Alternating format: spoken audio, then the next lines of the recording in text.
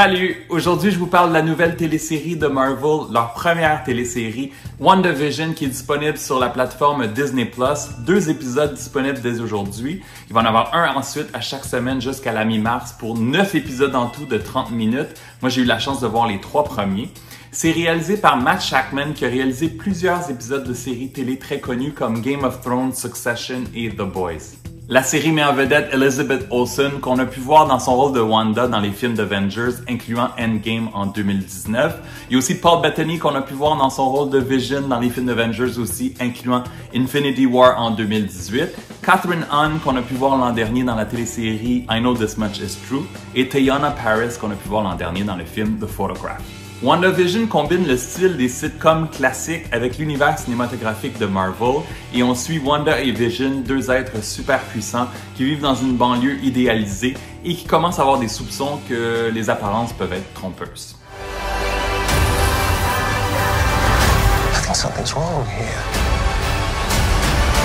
Wanda, can you read me? Who's doing this to you? Are you here to help us? La série WandaVision a obtenu un budget de 225 millions, donc 25 millions de dollars par épisode, ce qui est vraiment énorme. Et cette série va servir de lien avec le prochain film de la série Doctor Strange qui devrait sortir en 2022. Cette série, là, vraiment, c'est une proposition très étrange qui m'a laissé perplexe. Après le premier ou même le 2e épisode, on est un peu comme « qu'est-ce qu'on vient de regarder ?» Cette série a été tournée devant le public et se veut un hommage aux sitcoms de l'époque et on y va par décennie. Donc le premier épisode est dans les années 50, le 2e épisode c'est les années 60 et le 3e les années 70. Les 2 premiers sont en noir et blanc.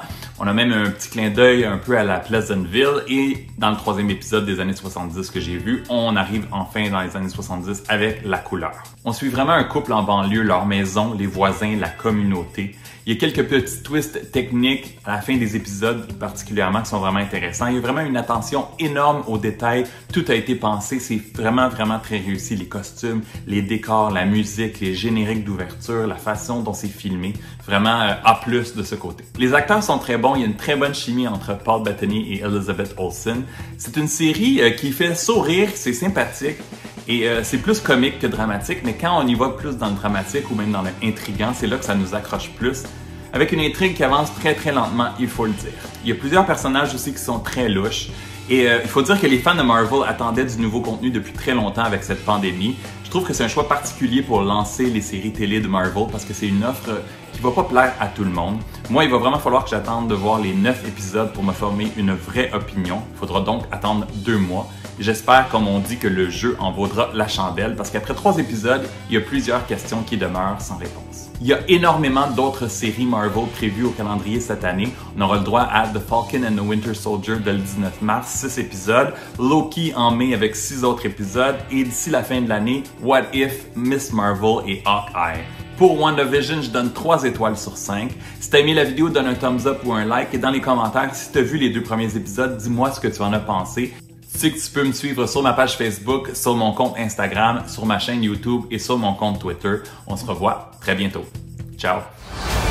This is our home. Then let's fight for it.